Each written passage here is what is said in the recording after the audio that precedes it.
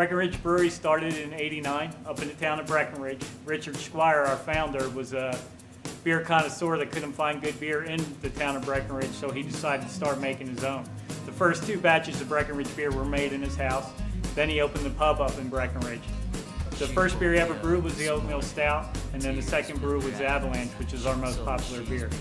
When they decided to move into a production facility, they moved into the Lodo facility down across from Coors Field, that is now known as our ballpark pub. We did 22-ounce bottles out of that. We quickly grew out of that facility, and that's when we moved to here on Calumet Street. We do 27,000 barrels a year. A barrel is equivalent to 31 gallons, which makes us the 3rd largest microbrewery in the Colorado area.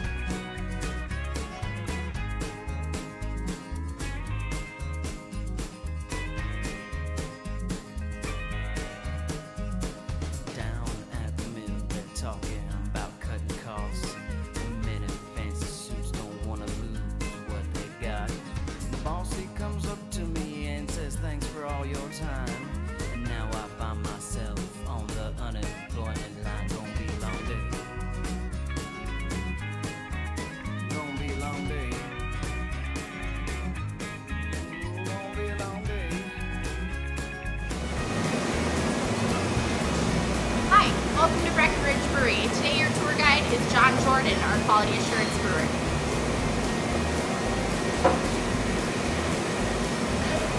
Welcome to Breckenridge Brewery. As Sarah said, my name is John. I'll be your tour guide.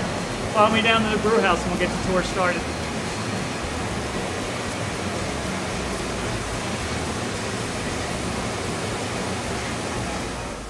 We're in the brew house. This is where the brewing process starts.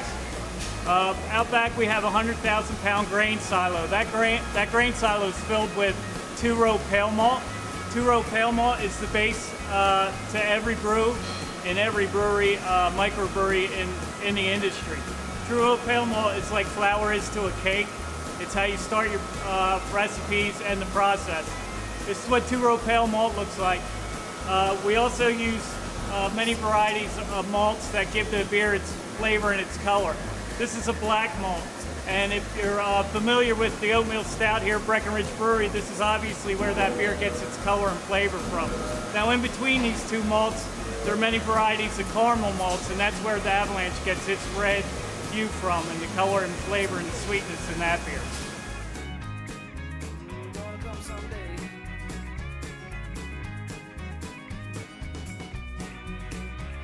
The brewing process starts with mashing in. Mashing in is when we mix the grain and water together. I'll use Avalanche for an example. Avalanche is our #1 selling beer, so it's easiest one for me to remember. We mix 2,400 pounds of grain with 913 gallons of water. It's done in the mash tun, which is right behind me. By doing this, you're breaking down starches, enzymes, and producing some sugar in that water. This process takes about 10 minutes. After we mash in, we let the grain and water rest for about 45 minutes. After that, we do what's called vorlofing, and that is taking the water, the liquid from the bottom of the tank and put it back onto the top of the tank.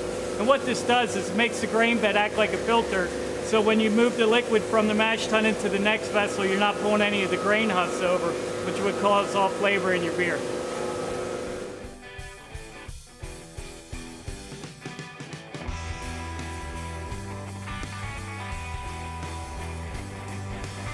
After the vorlof, taking the liquid from the bottom of the vessel up to the top, making the grain bed a filter, we start the lauter.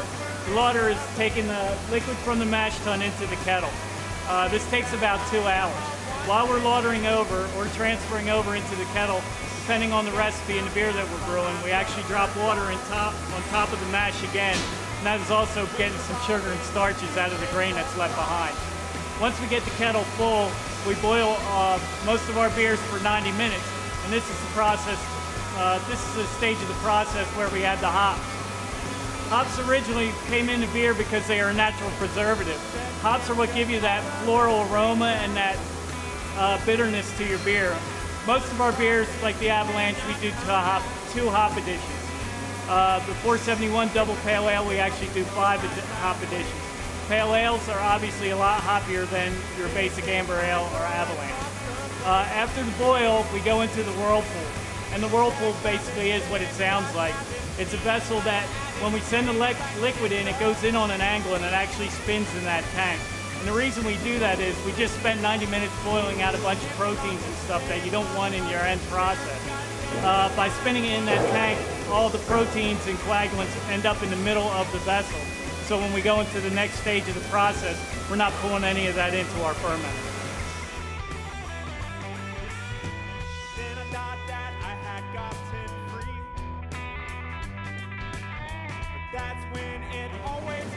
After the whirlpool, we cool the wort down in a heat exchanger on the way to the fermenters. These are the fermenters. This is where all the good stuff happens in the brewing process. In these fermenters, we mix the wort and the yeast together. The yeast is our friend because what it does is it feeds off the sugar and produces alcohol. While it's doing that, it also produces CO2 and it adds flavor to the beer. Once we're finished fermenting out, that usually takes about 5 or 6 days for the yeast to do all the work it can on the wort. Then that's when the conditioning period starts. At that point, we cool these tanks down to 34 degrees, and again, it starts to condition the beer, and that's what really mellows out the flavor. Most of our beers condition for 8 days. Our bigger beers like the 471, the oatmeal stout, we try to get 3 to 4 weeks of conditioning time on that. Once conditioning is over, that's when we filter the beer and carbonate it in the bright beer vessels.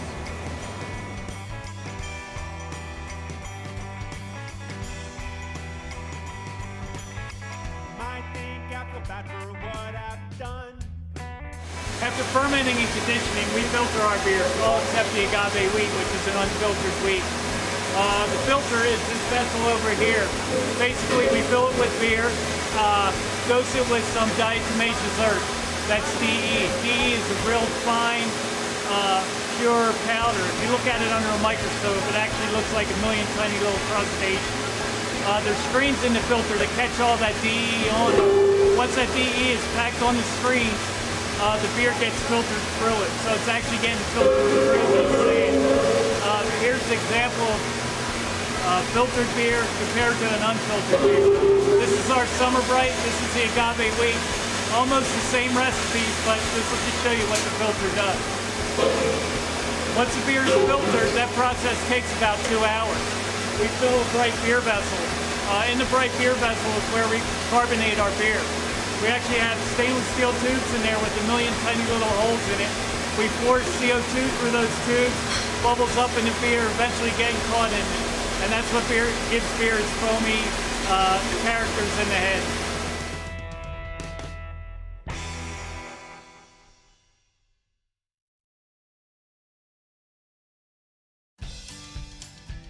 Breckenridge Brewery, we bottle beer every day. This is our bottling line. We do about 100 bottles a minute. You can see at the end, the bottles are picked up by an uncase or dropped on the line. Then they go through a twist rinser. Over here is the filler. It's basically a big bowl that's spinning around with 20 head fillers on it. They actually pick up the bottle, inject CO2 in it to clean out any oxygen, slowly fill the bottle as it goes around the bowl. Then it gets jetted with a little hot water, which makes the beer foam up. Then it gets capped. The reason we do that, that'll force any oxygen out of the bottle. Oxygen's the #1 killer in beer. After it's filled and capped, it gets rinsed off. It gets into our labeler, which is underneath the snowman.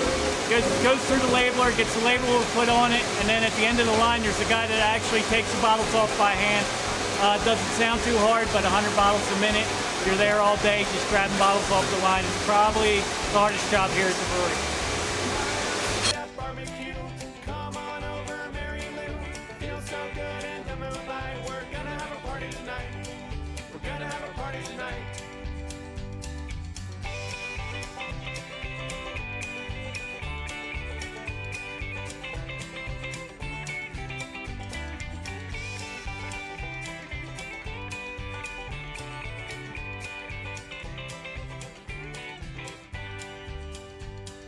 Sitting around that campfire, singing songs about life, singing songs throughout the night. So come on back, my darling, yeah, come on back and you'll see that you are the only girl for me.